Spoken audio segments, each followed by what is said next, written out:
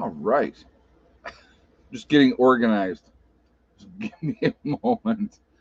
Uh, howdy, howdy, howdy. I should probably kill the volume on this. I am running behind tonight, so my apologies.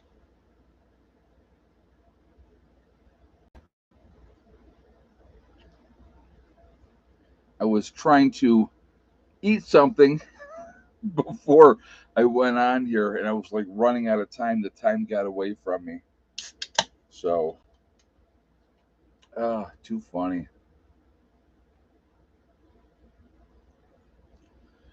All right. So, how is everybody this evening? I hope everybody is doing well. So, what's next? That is going to be the topic of the video. We'll get into that in a little bit. But I want to, before we get started, I just want to remind everybody that this is a family friendly oriented channel. I would ask you all to be decent, no racism, no nastiness. Let's just be kind to one another. And if you cannot follow those very simple, easy rules, then those awesome people lit up in blue with the wrenches are going to boot you out of here because we are not going to have it. All right. All right. Whew. Yeah, right. Wolfang says, be nice. That's right. And if you're not nice, then you are gone. So I'm seeing different people putting up their opinions here. I was going to do a thing. I was going to come on and go, so what happens? And go, I have no idea. Good night, everybody. No, but I'm not going to do that.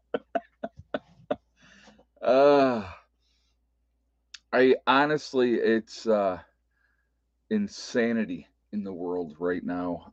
These freaking people that we have in charge. I love it. So this is, I find this interesting, and we'll mention this real quick before we get started. I think they've done 4 or 5 votes now for Speaker of the House, and apparently there's about almost 20 Republicans that don't like McCarthy. So apparently he will not be Speaker of the House. Oh my God, I'm laughing so hard. They can't even get that. You can't even in your own party figure out who you want. I mean, it's laughable to be honest with you. But 6 votes, okay, yeah, yeah. Why would you keep trying if you know those people? I mean, apparently, if you got people in your own party that don't like you that much that they won't vote for you, there's something going on there. Holy crap! But yeah, it's too funny. But anyhow, all right. So, uh, you know, after this latest spending bill that went through, right? Biden just signed it just before the new Congress took effect, and 1.7 trillion dollars.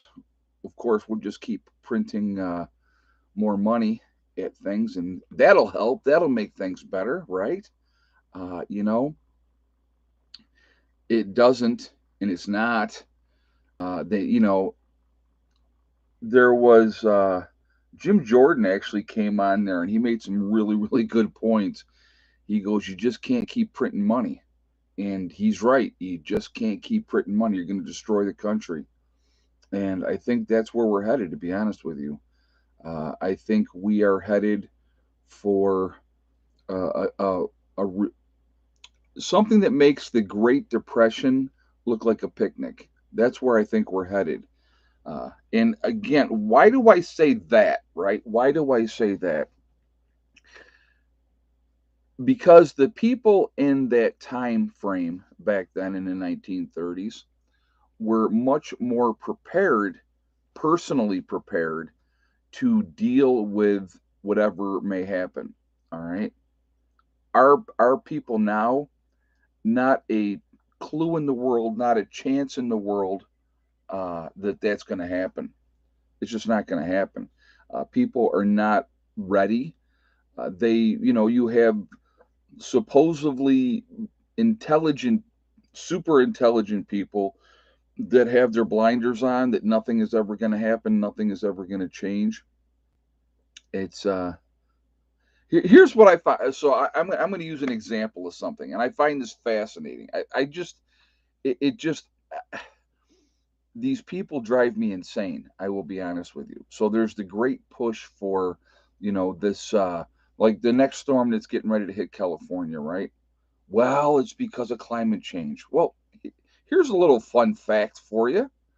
The climate's been changing for billions of years. Billions of years, the climate has been changing. The Great Lakes, the Finger Lakes in New York, were all formed by receding ice age.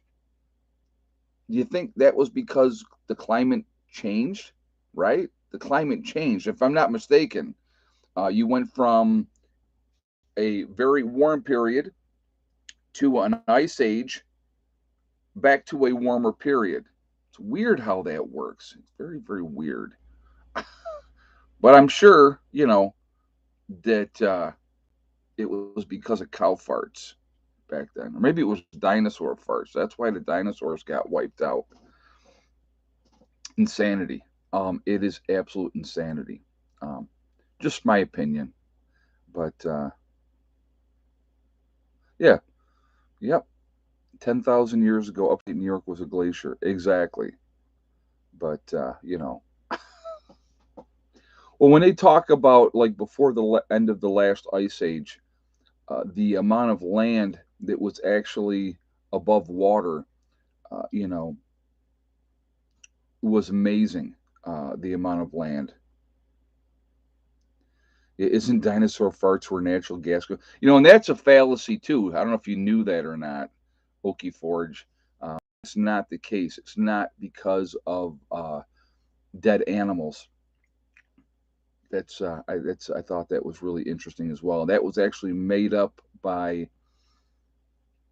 um, one of those rich a-holes that like to want to control everything. That's why they ended up calling it fossil fuel. So, but I think that that's interesting because tonight has nothing to do with fossils. I always thought that too. You thought fossil fuel. You thought, oh, okay, well, it's because of, the dead animals. It's not.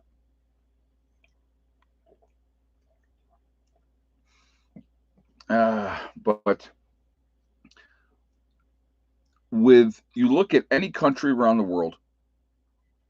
I was at the doctor's today, and the nurses asked for a stool. Oh my God, I don't even want to be reading what JJ's writing up there. Don't want to even be reading that, JJ. They need more tax money, so maybe not let a good crisis go to waste. That's basically what it comes down to.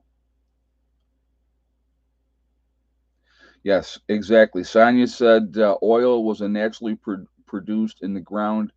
Actually, oil actually regenerates, and that is true. That is true. Yep. So it's not like it's gonna run out magically. And you know what the weirdest thing is too? Just in the United States, they've already proven there is enough oil under the ground to keep us going for the next 500 years. Isn't that weird? 500 years, right? But we're, oh my God, there's a crisis. You ever think that maybe, and I'm just spitballing here, just speculating, right? I notice that every time that the oil prices and stuff start to fall down, come down, there's some magic. Hold on a second, guys.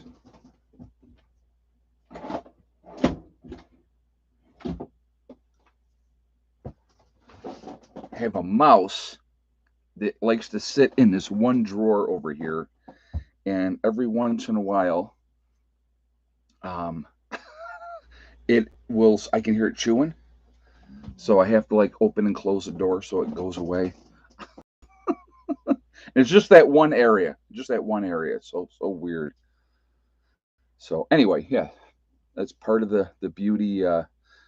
Um, yeah, I need a cat. Well, the cat can't get in the drawer, so cat's not getting in the drawer. But Anyway,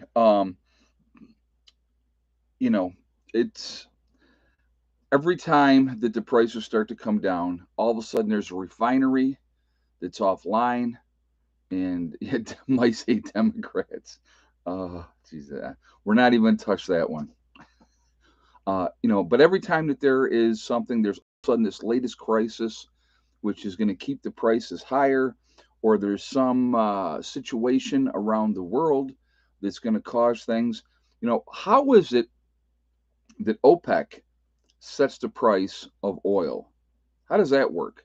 Why don't we in the United States, and this is just, again, I'm just spitballing here, just speculating. We have more than enough oil here in the United States. Why don't we focus on drilling that oil and tell the rest of these countries, go screw yourself, and we're going to charge our own people less? Well, we can't do that. Heaven forbid. The big oil companies can't make a crap ton of money, right? We got to make sure that um, we got to make sure that we're, you know, doing these things, making sure we're keeping the prices up high so that the rich can just keep getting richer. But we'll blame it on everything else. Now, I will tell you what, and I've said this before, I love the excuse, well, it's not the president's fault what the gas prices are doing, right? And I will say this again, just for those of you that aren't paying attention, the president's policies dictate a great deal what the oil companies are going to do. How is it? How is it that under Trump, gas was as cheap as it was, right? Cheap as it was, and we became an exporter of oil. We had a surplus of oil. How does that work, right?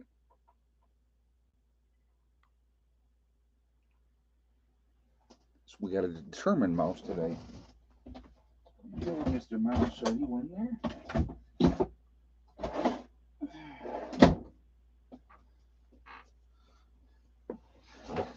He's like, it's going to get cold out, and I'm trying to get a nest made.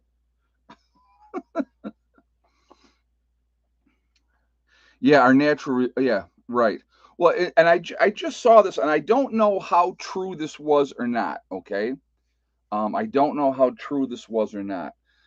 And like I said, I read this, so I'm going to share it with you. And if it's wrong, I'm not trying to share any false information. But Trump tried to refill the oil reserves at $23 a barrel, is what I saw. Okay. Now, again, I don't know if that's true. I don't know if it's not true. And now Biden is going to try to refill the oil reserves at $80 a barrel. So who wins at that? And you know who blocked Trump from being able to refill the oil reserves at $23 a barrel? Who was it, guys? Who was it that stopped Trump from being able to do that? Well, it was the Democrats. It's amazing how that worked. And I want you guys to realize something, okay? We just came through 2 years of the Democrats controlling the House, the Senate, and the presidency, right? And realistically, other than, like I said, a couple of big spending bills, what did they really do, get done that helped people? The spending bills, they help the rich, right? They help the rich every time. When you're putting money into, and you look at any kind of things that are being done, they all play games. Now, we can go back to when Trump was in office. In his first 2 years that he was in office, it was the same thing. The Republicans had the House, the Senate, and the presidency. And once again, they pushed through a couple of their little things that they wanted, but what did they do for us? What did they do for us? Nothing really. Once again, and I'm going to say this once again, you look at the situation. If these idiots that were in Washington that are supposedly representing us, right? If they put together a bill, a spending bill, that was truly a spending bill to work on infrastructure in this country. And I'm talking both sides coming together, working together to help us, help the country. What a concept, right? A big, huge spending bill to put into the electrical grid, put into dams, put into bridges, roadways, the waterways that need to be upgraded that haven't been upgraded since what, the 1930s? What a weird concept. Why would you want to do that, right? They don't, oh, there's no money, there's no money, there's no money. But, we can sure wrangle up money to send over to Ukraine. We can sure send up money to all these other countries. Why are we ever giving Iran any money, period? Seriously. I mean, that's a question that I have. If they are so horrible and so awful, why are we ever giving these countries like Iran money? It makes no sense to me. No sense to me. So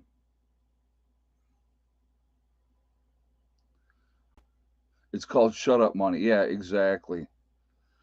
But again, we don't take care of what we need to take care of here. We don't take care of our own people here in the United States. We don't ever address the drug problem. When you have, look at what happened, and I'm going to go again with Oxycontin, guys, because it's, or, any narcotic medications that were given out, especially Oxy, right? Given out like candy by the doctors. So the doctors are also culpable in this as well. Just putting that out there, okay? They were being rewarded for distributing this. They were told that it was safe by Big Pharma. And of course, heaven forbid that Big Pharma would ever lie to us. No, of course not, right? Big Pharma is never going to lie to us. They're always going to tell us the truth. They made so much ridiculous amounts of money off of this, but lives were destroyed, families were destroyed, uh, you know, overdoses, the whole 9 yards. But we didn't address that, right? Because how do we address that, right? Well, we switch people, and again, and I want you to think about this, guys. So the heroin epidemic, right? Definitely tied right in with the whole Taliban and all that crap over there in Afghanistan. It's big business. $200 million a year. That's pretty big business, in my opinion. And look how many young people have died because of the heroin and stuff like that. So what is the alternative, right? What do? They take the heroin addicts and they give them Suboxone, which is made by who? Big Pharma, right? Which just so happens to be basically a synthetic heroin that was produced by them, which keeps these people on it forever. If you look at the way that it's done, at the end of the day, big business always wins, always makes more money. And they never, ever truly address the problem at the end of the day. But it's our young people out there and older people that are dying because of it, you know. And I'm gonna, like I said, now with the whole oxy thing, a lot of people got addicted. A lot of problems happened because of that.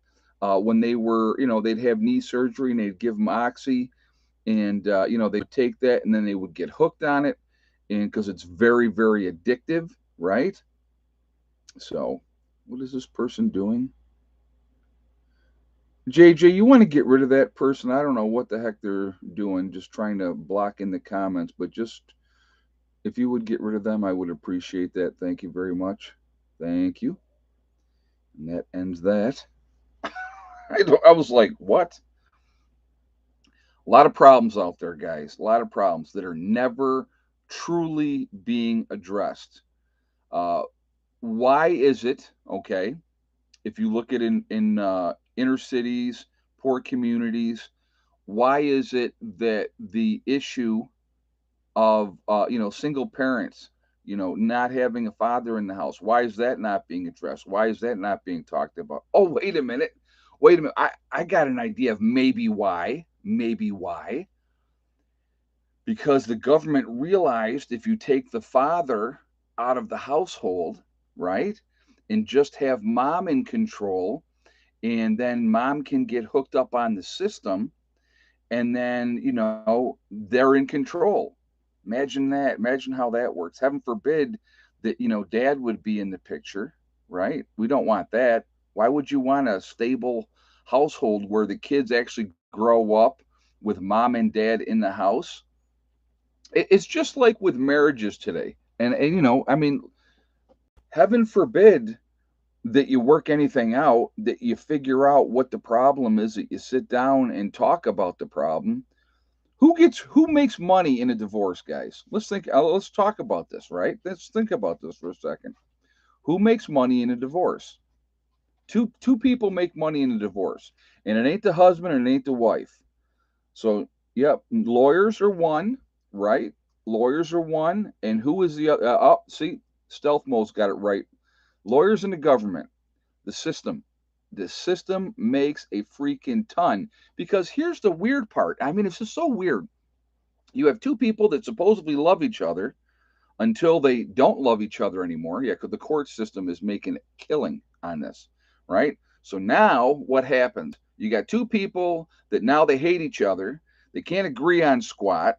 So you go to the lawyer. They each get their lawyer. They got to pay for that. Or if the wife is poor, well then she gets a free lawyer off the system. Who's getting paid by who? Us, the taxpayers, right? Randy Romine said, I've been married 22 years now. Well, good for you, hon. That's good. I'm glad. I'm glad you have been. That's not the norm anymore. It's easier to quit and go, yeah, I don't want to do it anymore. Very sad, to be honest with you. Very, very sad. Because at the end of the day, oh, so then we got to talk, custody of the kids. So you got to go through court mediation. This one will accuse the other one of something, and all of a sudden now dad has to have supervised visits to see his own children, and in some cases it's justified, right? It's justified. Anyone can get a free lawyer, not only the women. If you've been to New York, if you've been to New York, I'm just saying, okay? Because I went through two marriages in New York. Went through two of them. So, you know, it's just it's a game, and it's designed to hurt the family. Who gets affected? Let's think about this, guys. And I'm going to tell you something that from my own personal experience, again, because that's what I go on 90% of the time. Um, who gets hurt the most in a divorce? The kids. The kids always suffer because unfortunately a lot of times one parent will try to turn the kids against the other. There's a lot of games being played, and it's very, very unfortunate. It's very, very unfortunate. you know and I just I'm going to give you an example of what happened uh, with my kids, especially my daughter. Okay, so the day that my ex left, she had said to my daughter that day, and Heather had no idea. She was a 10-year-old kid, okay? She says, "Why don't you stay home from school today?" Manipulation. Imagine that. It's so weird that a parent would try to manipulate a child. It's unbelievable. Our divorce was 295 uncontested. Well, throw in kids in there and you got somebody that wants to get everything for nothing, and it makes things a little more complicated. My first marriage, which we had no children, no nothing, took me 3 years to get divorced on the first one. And on the second one, it was 2.5 years. So yeah, yeah. Um, but so and so what happened was after we had gone our separate ways and we got things figured out. And I had the kids most of the time. And anybody that watches this channel knows that. And in New York, that is unheard of, rare because, well, we had, according to the divorce, now you're going to love this. According to the divorce, it was joint residential custody, right? So I technically had them 4 days a week. She technically had them 3 days a week. All right. And so what ended up happening was my ex went and lived with her brother for a while after the divorce, or well, before, when she left, she lived with her brother for like 2 years. Okay. And what ended up happening was her brother's an alcoholic and they were living in the basement of his house. And if he was home, they were not allowed to come upstairs. Isn't that nice to do that to kids? You have to stay in the basement, right? Unbelievable. So it got to a point where Heather said, I don't want to go anymore. And I told her, I said, if you don't want to go, I'm not. Oh, so anyway, let me just. So, first of all, I was supposed to have him 4 days a week. She was supposed to have him three. Well, right from the very beginning, I had them at least 5 days a week because heaven forbid, would you ever get married again? I'm never going to say never, but the reality is most likely not. I would be in a committed relationship with somebody, but why do I have to have a piece of paper from the government saying that this is my partner? That's kind of where I'm at this point right now, just so you know. But that's kind of where I'm at with that one. But anyway, um, so so what happened was Heather didn't want to go anymore with her mom. This was before the divorce went through. And so I had told her, I said, you don't have to if you don't want to. But you have to tell her, and I'll be right there. And I will tell you this: this is the one time I actually did feel bad for my ex-wife. I absolutely did. I felt really bad because I saw the pain in her face when Heather told her she didn't want to go no more. And so Heather didn't go with her mother for 2 years. Okay, she didn't go with her mom for 2 years. So it was it was a very, very hard thing. And I will tell you this, guys, it was not because I did not encourage her to go. Even in that time frame, I had said to her, you should go and spend time with your mom. She's still your mom, blah blah blah blah blah, right? I did. uh, you know she would get them, when she would pick them up and get them for the weekend. It was Heather's choice, right? Exactly. And with my encouragement later on, she did try to rekindle a relationship with her mother. But I can guarantee you this: my ex wife would have never done that for me. Never would have done it for me. But that's okay. See, that's okay. You got to be the bigger person. You got to think of the kids because, and I'm going to tell you this, and this is something just so you guys know, and I know this from my own, again, personal experience. My mom and dad got divorced when I was 5 years old. Okay. I saw my real biological father. I saw him once when I was 16, from 5 to 16. Not didn't see him for 11 years. I saw him once at 19 when I got done with basic training out of the Army. And then at 27 is when I went and looked him up and said, I want to get to know this dude. This guy's my father. He's 16 years older than my mother, and I want to get to know him because he is my father. And here's a little secret for you guys, okay? Those of you that don't know, no matter how much of a piece of crap your ex is, husband or wife, your kids are always going to want to know who, why, and stuff like that because that's still their parent. It's still their parent, no matter what. And I will tell you this right now, guys. I will tell you this. My father was a selfish prick, piece of crap. It was about him, period. Period. Once I got to know him as an adult, I realized it was all about him. He said to me, well, this is what when I divorced your mom and I let your mom have full custody, uh, he said it was because it's what you wanted.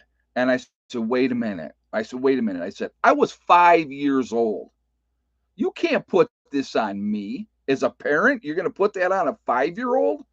Oh, it's your fault. No, it's not my fault. It's a decision you made as an adult because he had remarried.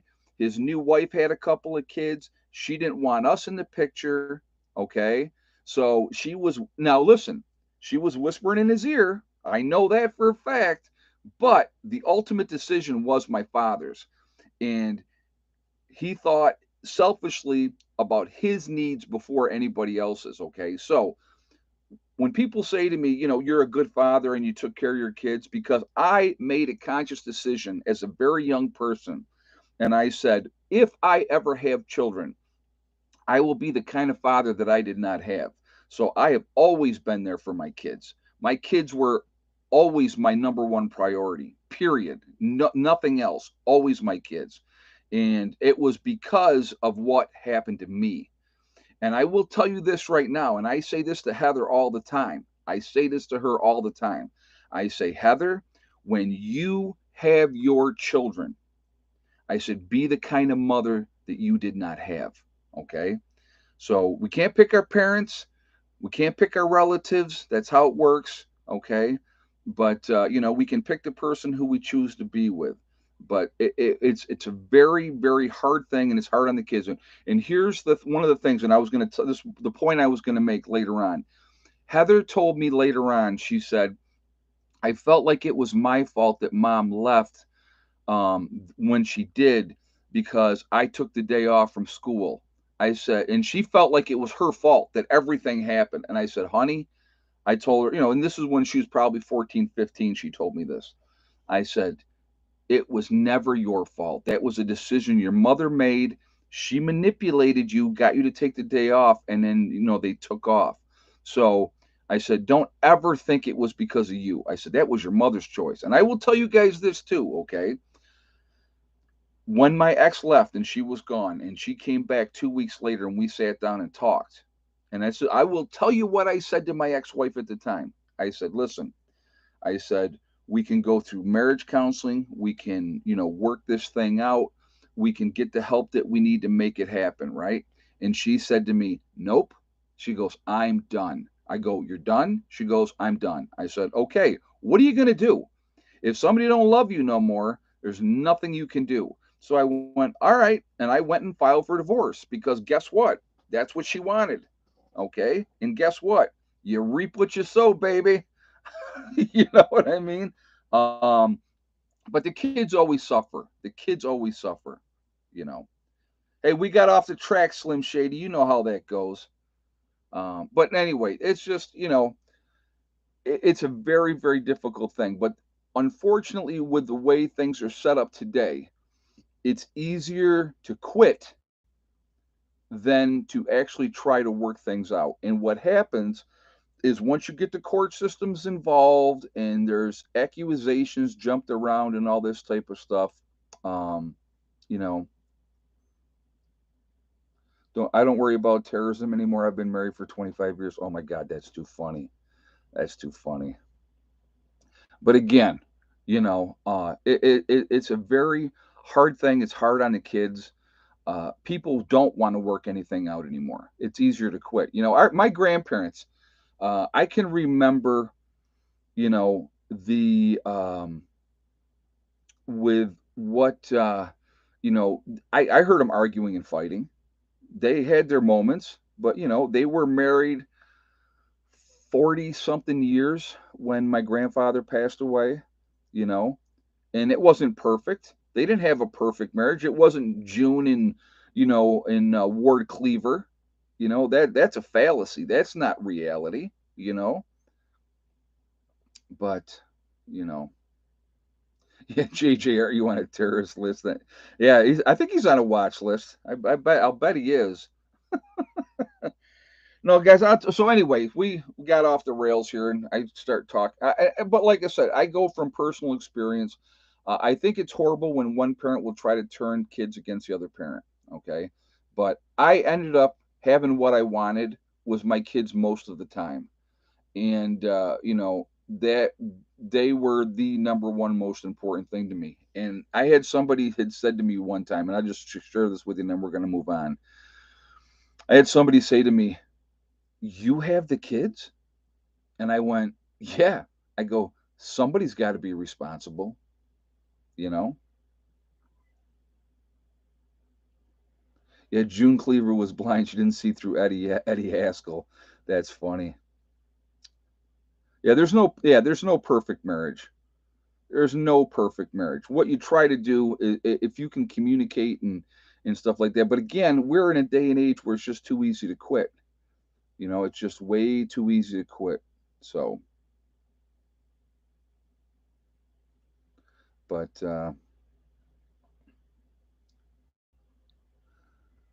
you got the two grandkids, 9 and 19, have had them both since they were babies. Yeah, it's unfortunate.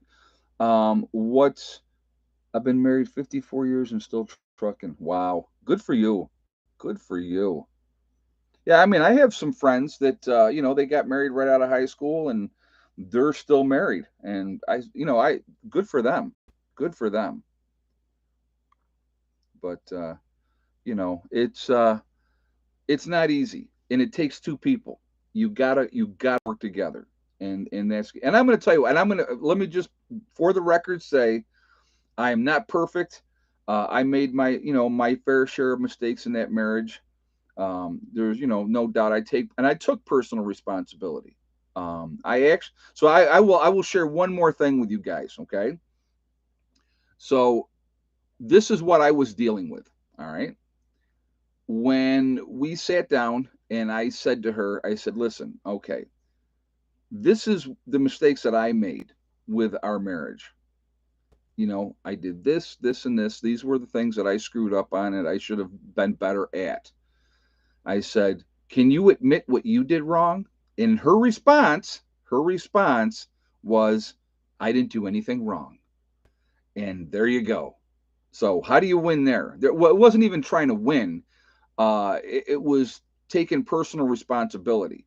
When you have someone that will take zero personal responsibility, because here's the thing is when it comes to divorce, guys, when it comes to divorce, I'll tell you how it works. There's three sides to every story. Three sides. There's his side, there's her side, and somewhere in the middle is the truth. And I actually talked there was a guy she dated after me, okay? Uh, and she ended up moving in with him, and then they went their separate ways. And he wasn't a bad dude. He wasn't. He was a good enough guy. And a friend of his, a female, she had said to me because I ended up talking to her after Amy decided that she couldn't use him anymore. Um, she called me and we were talking, and she said, your ex-wife said some horrible, horrible things about you. But the one thing I could never understand, she said, was if you were this horrible person she was portraying you to be, why would she leave the kids with you? And I said to her, I said, listen, I said, anybody can talk all kinds of crap all they want, and that's perfectly fine. I said, but reality, the truth comes out at the end, and it is what it is. And so this woman realized that I wasn't this horrible, awful person. And I have no idea what she said to people, guys. I have no idea what she said to people. I don't really care. I really don't care. But you just what a lot of people forget, and this is kind of my overall point that I wanted to make with this thing, guys. Okay, what I think what a lot of people forget at the end of the day, the ones who suffer the most in a divorce are the children. And as parents, and you may not love that other person anymore, and you may hate that other person anymore, but at the end of the day, that's always going to be dad, and or it's always going to be mom. And that's the reality of it.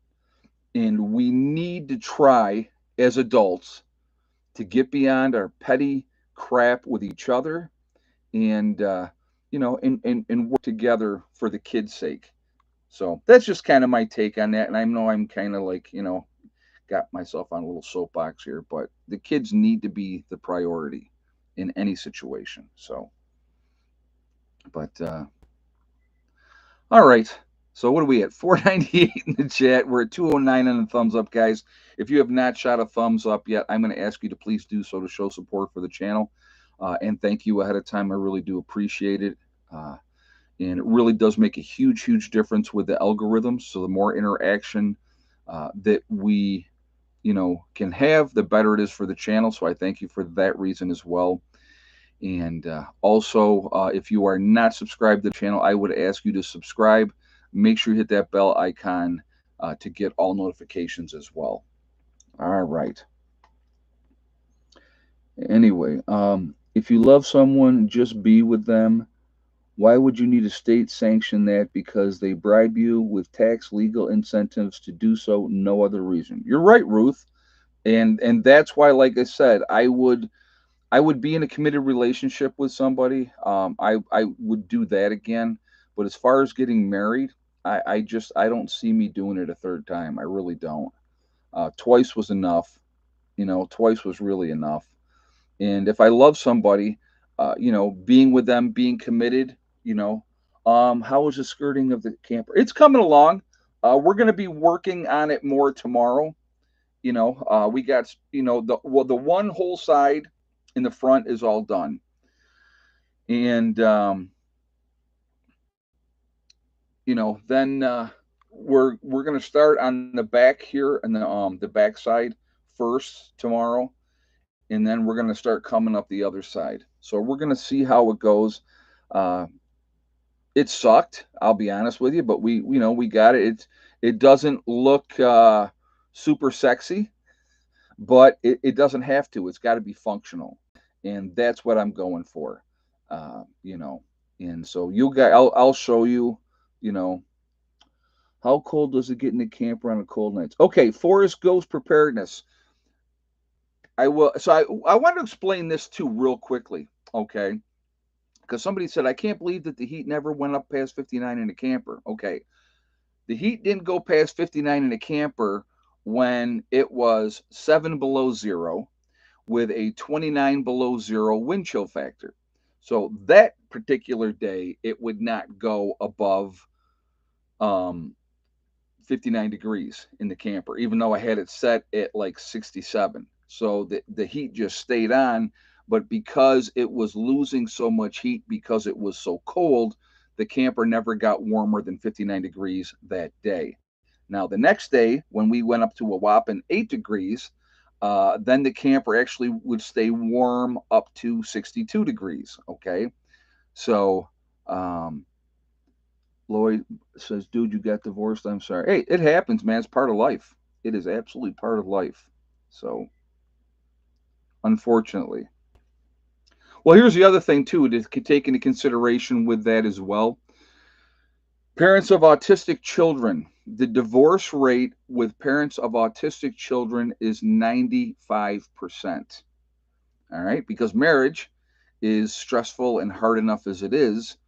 And now you throw an autistic child in the mix, and it is very hard. There's no doubt about that. It is not an easy thing to deal with, and it's not an easy thing that you have to do. So, but anyway, so let me go back to saying it. So normally the heat works in here fantastic, and it's great. That's why, and I said to you guys before we hit the next really cold streak, I wanted this camper boxed in, which I'm not, like I said, I got the whole front side over here. This whole side is all done. I'm going to do the back next, and that's a smaller section, obviously, so that shouldn't take us too long. This up front, the whole front side, I will tell you that it took us 2 hours and 20 minutes is how long it took us to do that one. We'll do the back here tomorrow, and then we're going to start up this side of the camper. So, we'll do that, and we'll see how far we get with that. But yeah. So once that's boxed in, all right, and then when I put the plastic inside on the windows, and then that other felt that I showed you, um, once I have that on the windows as well, when we really do hit a cold streak again, I think with having the camper skirted and with having that on the windows, I think that will help retain the heat much, much better. Was I woefully underprepared for that cold weather? Yes, I was. Did I suffer? Yes, I did. Did it suck? Yes, it did. That's why I think I got sick. Okay. But again, I have no one to blame but myself. So I'm not going to ever sit here and yeah, did you learn? Exactly. Yes, I did. I did learn. But see now that actually realistically, and here's the best part, and I will tell you guys honestly, anybody that insulate the skirt, well, it is. It's foam board insulation is what I'm putting up, Lloyd. Um, Anybody that knows me knows that I learn the hard way. That's the only way I learn. I learn the hard way. But you figure out what works, what doesn't work, and then you go, okay. If you're trying to put a hammer, if you're trying to nail a hammer and you keep hitting your thumb, you're probably doing it wrong. So you should probably, yes, I learned. He learned, but is stubborn. Yes, Mac, you're right. I'm more stubborn than a mule. So yeah, but we're working on it now. So and again, so by me screwing up, right? By me screwing up and then going, okay, well, I screwed this up. And see, here's the best part though. I could have lied. I could have gone off to a hotel room for a couple days, right? And said, oh, everything was fine and we were great and it was wonderful, which would be a lie. I'm not going to. I'm going to be honest. So I'm honest to a fault. I'm going to tell you when I screw up because that's how I roll. And, it's a fact. But if I can teach you guys through my mistakes, right? It's going to be better for you guys in the long run. There's not going to be anything I can do this year, Andy, for a wood stove for the camper. So, um, what I'm going to, like I said, I'm going to button this all up, right? When we do hit the next cold streak, I'm going to see how well the heat is, maintaining in here at that point. What we are going to be doing, and just so you guys know, we're going to be putting that wood stove in the blue house. So I have to get a bunch of stuff out of the blue house into the shipping container so we can have more room. We can put that wood stove in the blue house. And if we hit a really serious cold streak, I have cots. And I would go down into the blue house and set up a cot, and we'd get the fire rocking in there, and I would sleep in there. So if I had to, but I'm hoping that with what I'm going to be doing with the camper is going to be good enough, and I'm going to be able to be okay. And I do have a buddy heater as well, Ann. So that I do have that available to me, and I also have the propane attachment that I can attach on top of a 20-pound tank if I needed to. So the Blue House stealth mode is an outbuilding that I have, is where Steve stays right now. So it's Eric's Big Blue House. If you guys remember, some of you may remember Bear in the Big Blue House, that show.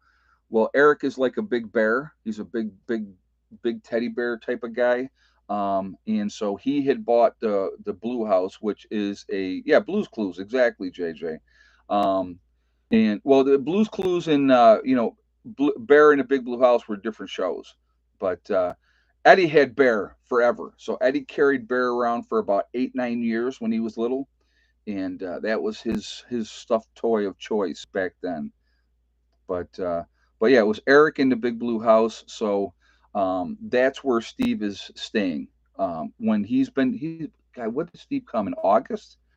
I think Steve came in August, and he's been living in the Blue House. So, all right, yes, egg count. Thank you, Okie Forge. You're correct. We are 4 minutes past egg count time, so my apologies.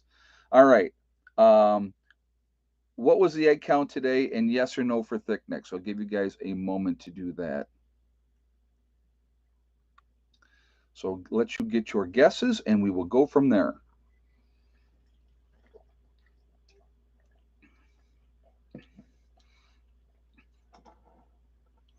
But yeah, we'll see how things go once we get everything buttoned up and the next cold streak comes. Because obviously we're going to have another cold streak. Now, I will tell you right now, being out there today and it being beautiful and being able to be in a t-shirt uh, in January, I am not used to that because I am from New York. So that was nice. And we actually don't have real cold weather even for the next 10 days. So, that's very good as well. All right. So, and again, what are we at? 484 in the chat. We're at 267 on the thumbs up. So, again, if you have not shot a thumbs up yet, I'm going to ask you to please do so again to um, support the channel. And I do appreciate that. Again, it really does make a huge, huge difference with the algorithms as well. So, I thank you for that reason as well. Also, you know, if you are not subscribed, I would ask you to please subscribe again. So, if you had the same exact guess, if I could get that word out, that would be great. A new first time winner, stealth mode, with one egg and no for thick neck, then you are 100% correct. So we did have one egg today and no thick neck egg. She has not laid in quite a while now. So, but and so, congratulations, Stealth Mode. You've won absolutely nothing. But so let's get back on track here for a little bit before we have to do shout outs, okay? Weird going back and actually getting on track. What's going to happen? What's next, right? I have a sinking feeling that we are headed for something worse than the Great Depression because we cannot continue to spend and think we're going to come out of this and everything's going to be great. You just can't keep printing more money. Again, let's be clear, okay, on this. What is the dollar backed by?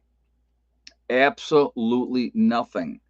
So it don't matter how much you print of it, it's still backed by nothing, okay? And that's frightening. At least we used to be on the gold standard until the Nixon era. Yeah, it's the petrodollar, exactly. But it's still not backed by anything. So, yeah, during the Depression, the government wasn't acting like a fool. Yeah, that's for sure. They had to get things under control. And we are headed for absolute disaster, in my opinion. It's strictly my opinion, but it's based on doing the research, looking at the past, looking at other countries that try to do the same exact thing.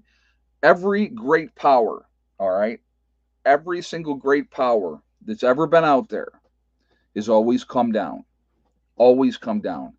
And we've had a nice run. We've been the world power for a long time. And I tell people all the time, we are the modern day Rome. That's who we are. We are the Rome of our time. We got our fingers in way too many pies. All because of greed. You're right, right. And how did Rome go down realistically? Endless wars, stretched too thin. They infighting within the country itself, greed, right? All of that. I want you guys to think of a couple scenarios here. All right, I want you to think about this. You look because this has already happened in different places around the world. Let's look at Greece as a great example. When the banks basically closed up and limited what people could take out of the banks per day, and then the dollar over in Greece went to absolute crap. How do you think that worked out for people? Right? I want you to think about that. Prep Rebel said, Ed, I know your homestead will be safe. I just know it. If I get enough time, Prep Rebel, if I get enough time, this is going to be a sanctuary, if you will. It will be a safe haven. Yeah, if I get enough time. And the FDIC only insures 1% of your money. Well, again, if there a couple scenarios, right? The banks close their doors, which they've done in other countries. If it could happen in another country, it can happen here. All right, that's the reality. All right.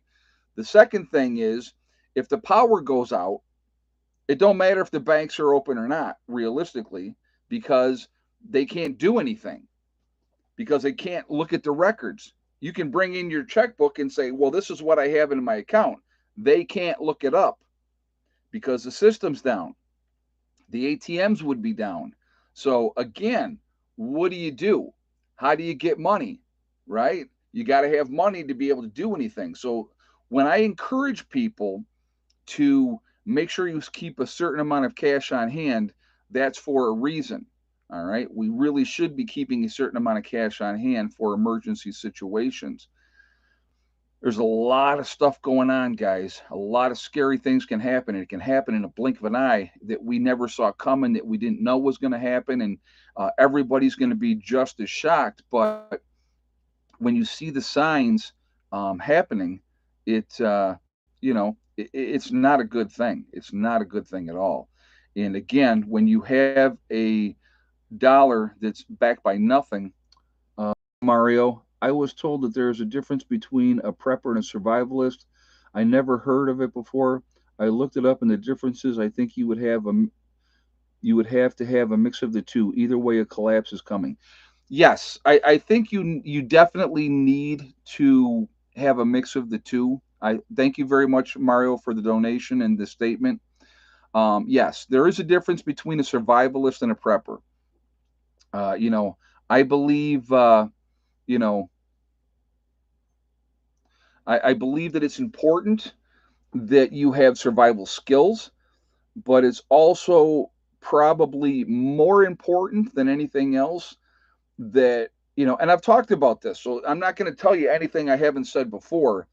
Knowing how to garden, knowing your wild edibles, knowing how to forage, knowing how to trap, knowing how to hunt, those are all things that are going to be really, really important.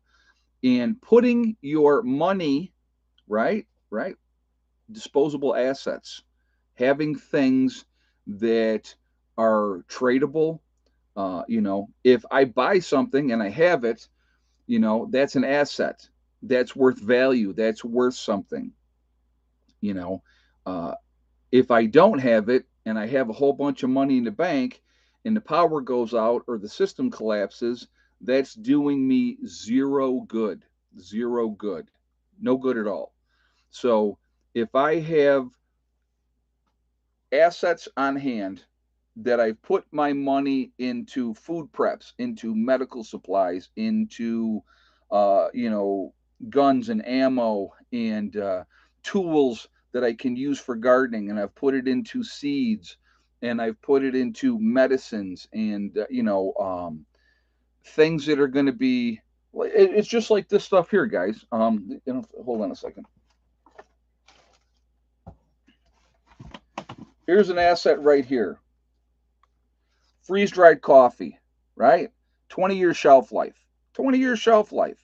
So if I go ahead and, well, let's see what, and I love this. So we're going to look it on here. If I take the dust off. Best by date, right? 5/17 of 24.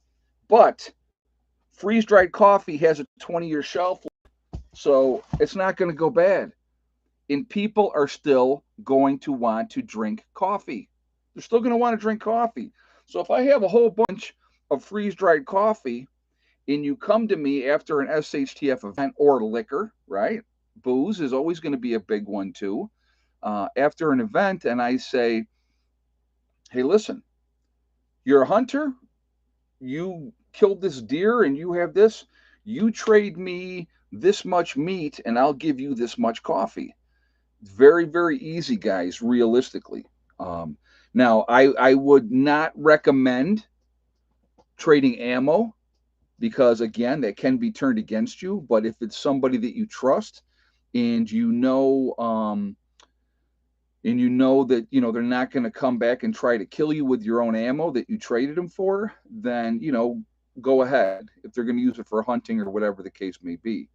20. Think about 22 ammo. How valuable would 22 ammo be in a post event for hunting small game and stuff like that when people are starving?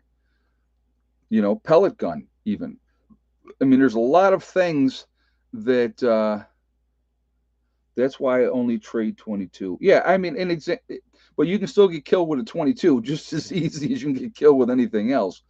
But again, you know, having assets that are tradable and those type of things are going to be very, very important. going to be really important. And I think that that's what people, if you're going to put your money to something, I will tell you this: I got a ton of ammo, right? I got a ton of ammo. It's worth its weight in gold in an SHTF situation because, again, Joe average citizen does not keep that much ammo around, unless they're a prepper, unless there's somebody that is, been planning and preparing for years. I have obtained ammo over years, and when I say years, long before I legitimately became a prepper, I've always had a lot of ammo. So but yeah, how is Colombia not a superpower yet? They produce cocaine and coffee. Exactly. Well, because somebody else is making all the money off of that. Hold on a second. I gotta grab my booklet. There it is. I had to figure out where it was because I moved something, and there, put that back up there. All right. But again, if you put your money into something that's going to retain the value or become worth more, I want you to think about this. And it's this is a simple thing, but in a post event, if you don't know how to make your own toothpaste, if you don't know how to make your own soap, if you don't know how to make your own shampoo or those type of things, right? Because realistically, how many people do, right? Realistically, in a post event, if I have a bar of soap or if I have a razor for you to shave with, or I have deodorant or shampoo, people are still going to want that stuff. They're still going to want to have it. How long have I been prepping? Mama Bear. I got in. Okay, so for me, my true wake up call was Hurricane Katrina. That was back in 2004. All right. So that was my true wake up call. But I was raised by my grandparents, and so I always had a stock pantry ever long before I became a prepper. So I always had more than a 2 week supply of food available long before I became a prepper. Now, once I became a prepper after Hurricane Katrina, then I went full bore. So that definitely changed things at that point. And like I said, I'm going to use a term, and there's a swear word in the term, so please don't be offended. I never do anything half-assed. I'm an all or nothing kind of guy.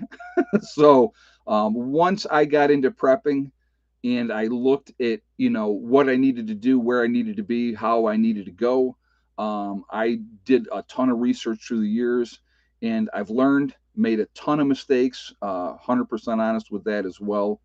But I believe in, if you're going to do something, you go all in, and that's how I am. I'm an all or nothing kind of guy. So once I got into this and started really doing my research, and I realized how important it was, if you could, to live full time on your bug out retreat, that's what I did.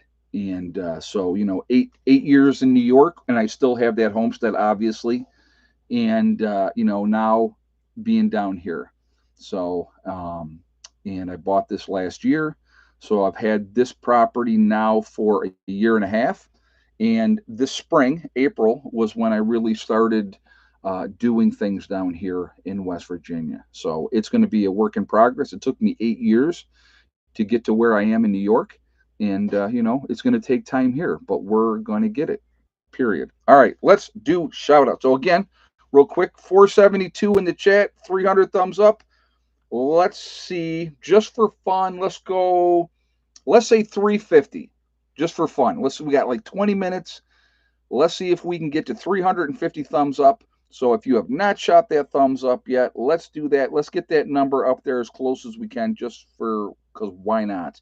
So I do appreciate that. It really does make a huge, huge difference with the algorithms as well. So I thank you for that reason as well. Also, again, if you are not subscribed to the channel, I would ask you to please subscribe.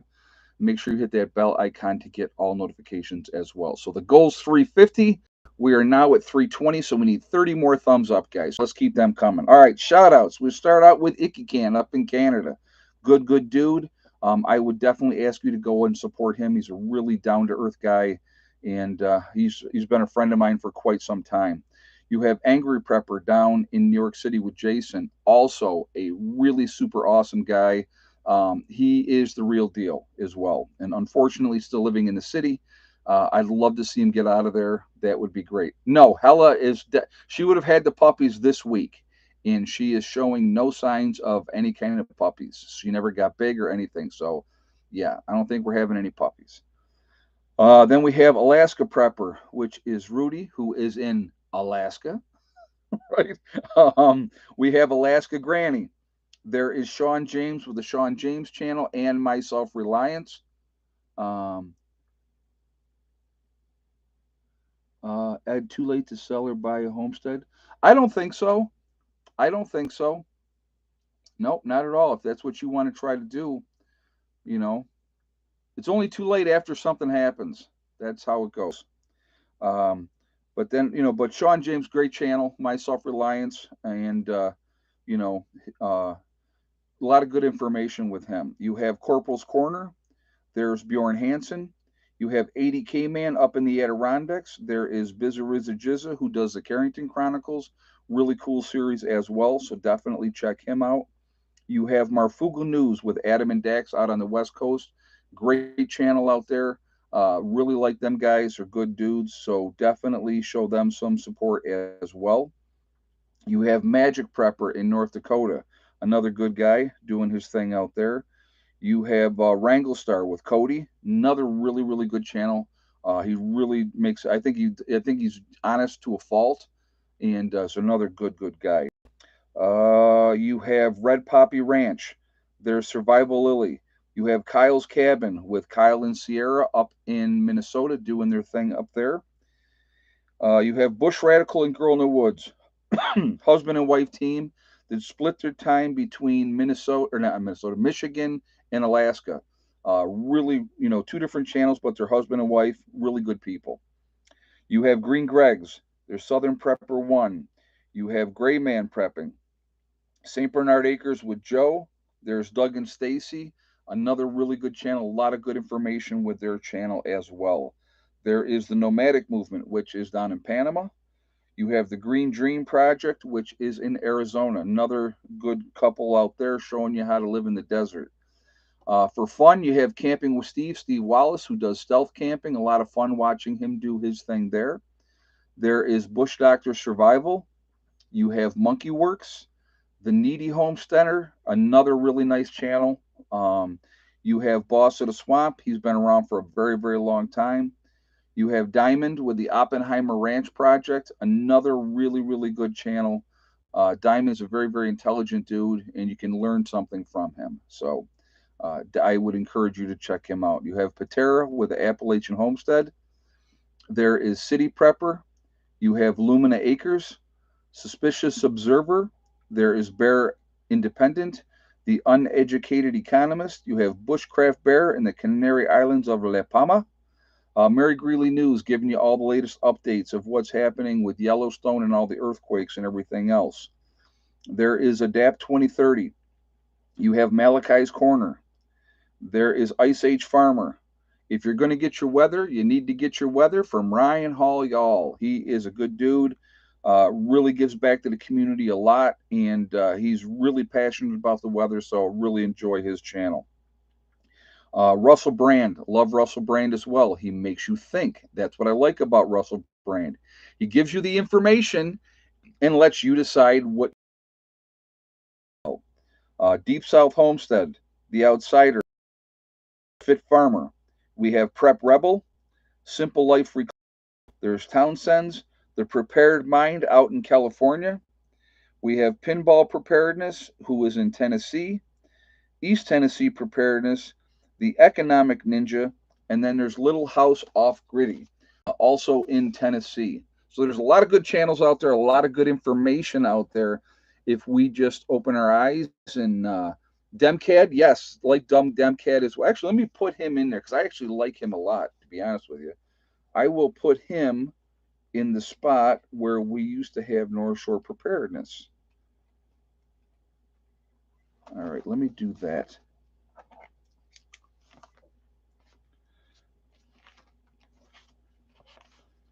really do need to transfer off of this one. Where is that spot?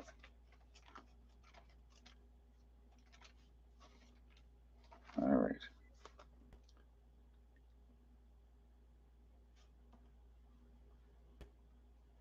Yep. Okay. Demcad. All right. Yeah, I like his channel as well.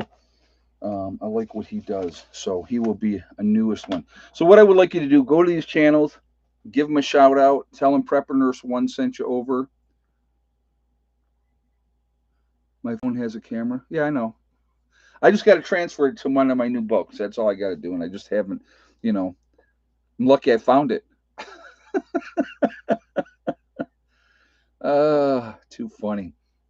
But anyhow, like I said, there's a lot of good information out there. I think we should be supporting each other. That's why I like to do the shout outs for everybody because, like I said, again, we're just a big family. We're a small niche group of people. We really, truly are. And I see we just hit 350. So I should have probably went higher with my thing. I didn't think we'd hit 350, but we just, well, let's shoot for 375 now, right? We got like 9 minutes. You guys can now. It's 351. We need 20. Let's go 375 just for fun. If we get 375, we do. If we don't, we don't. But let's just for the fun of it. Let's see if we can get that. Dumb Cad, not Dumb Cat. He is a prepper. I think. Where is he at? I think he might be in Michigan. I believe. Really good dude though. Very very smart as well. A lot of really good information the way he does it. So, I like the way he does that. So, Angela Fleming said, I said 400, we're doing it. Oh, 365. Let's see. Let's see. Well, I don't know. I don't want to say 400 because I don't think we're going to hit 400. Maybe you guys can prove me wrong, but we're at 367 now. So the new goal was 375, but Angela's saying 400. Can you guys do 400? Demcad, yes. DEMCAD. Yep. That's him, JJ. So, but he's a real good dude as well. I like how he presents things, and I think he does a really good job. But like I said, again, we're a small niche community, and I think that we should support each other. I really, really do. So we're 376. All right, let's see 400 maybe 24 away from 400. That'd be a trip and a half that we picked up over 100 thumbs up in the last 19 minutes. That would be neat. Yep, JJ's got the link there, guys. All right. So, anyway, we are Legion because we are many. We are all over the country. We're all over the world. We're a huge network of people. Where is everybody from tonight? We have Rhonda from Dayton, Ohio, Brad in Missouri. So, it's hard with that Yankee accent. I don't know what you're talking about. Sharon in Waterloo, New York. Clyde from Inverness, Florida. Jane from Southeast Michigan. Okie Forge is in Nowhere, Oklahoma, still my favorite name. We have Afton, New York, St. Augustine, Florida, BC, Canada, Greenlee County, Arizona, Palm Beach, Florida, Lewis in Minnesota, Wichita, Kansas with Granny, BC, Canada with Jeanette, Charlotte County, Florida, Missouri in the Ozarks with Delbert, Carlise in the UK with Ann Lockey. Glad to have you here. Glad you're staying up late with us. Campbell River, British Columbia with John in the house. Athens, Texas with Kathleen. We have Michigan in the house. We have Cape Cod, Massachusetts. North Georgia. South Jersey, All Seeing Cats. New Days, Old Ways 1 out of Maine. Morning Light out of West Virginia.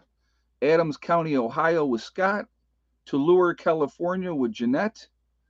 Troutman, North Carolina with Troy. Western New York with Karen. Ohio with Bad Granny. I'm not touching it. Never mind. Tara in Florida. We have Eduardo, Miami, Florida. Glad to have you here. Central Iowa with Robert. Mastine, Iowa, with Cindy. If I said that wrong, I apologize.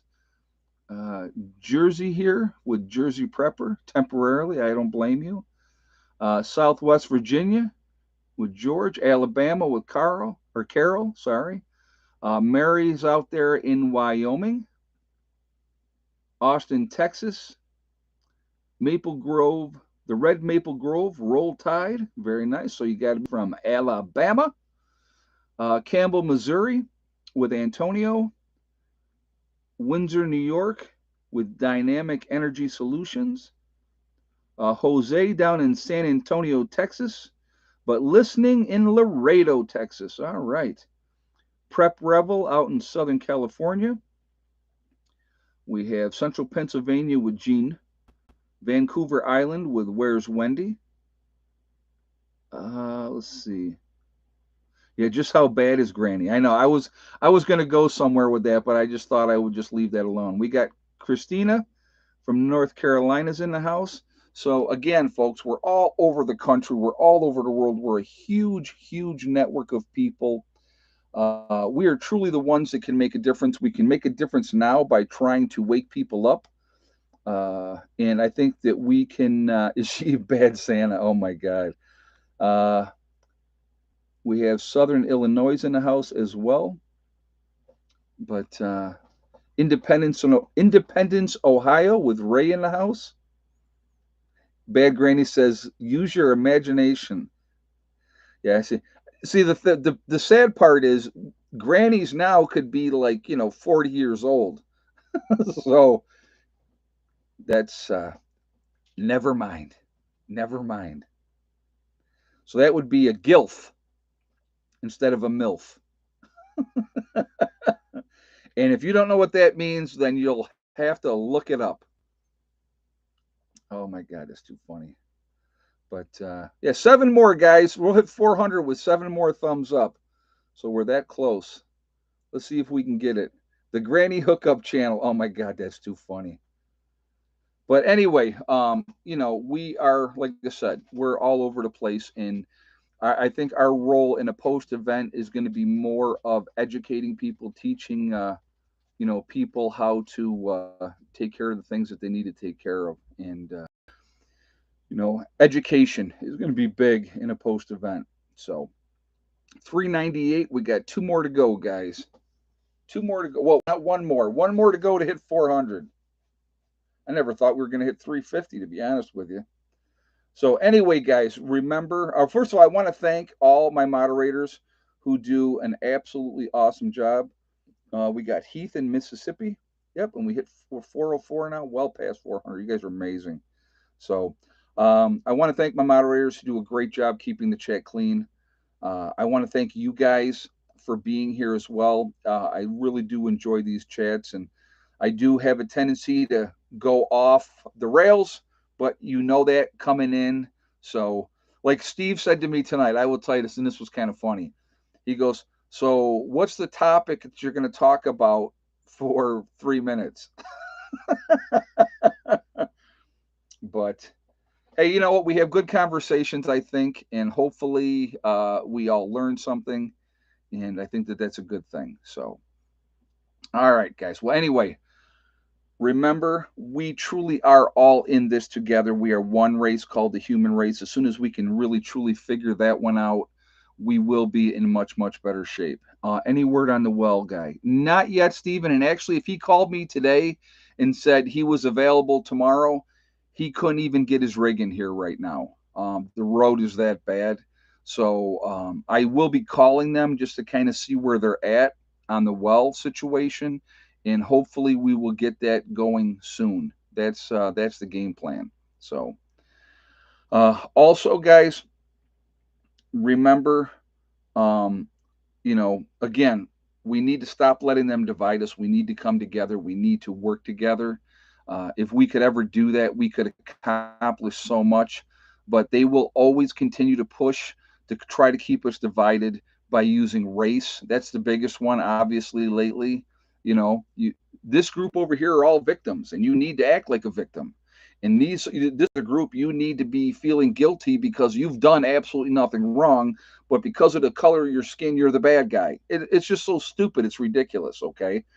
If we could come together as human beings, we can accomplish anything we set our minds to. And that's important. Okay. It's important. You're only a victim if you allow yourself to be a victim, period. That's how it works. Okay. Also, remember, hug and kiss the ones that you love. Tell them every single day. Tomorrow is not guaranteed. We never know what's going to happen in life.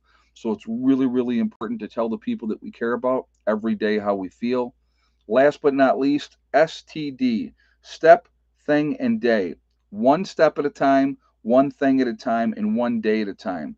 Whatever you are trying to do, whatever you are trying to accomplish, you can do it. The only one that's going to stop you from achieving your goals is you. That's it, nobody else. If you stay positive and stay away from the negativity, you're going to be just fine. Uh, you know, we're in this together, guys. I'm telling you, we got to come together. If we don't come together, we're screwed. We really, truly are. Don't be a victim.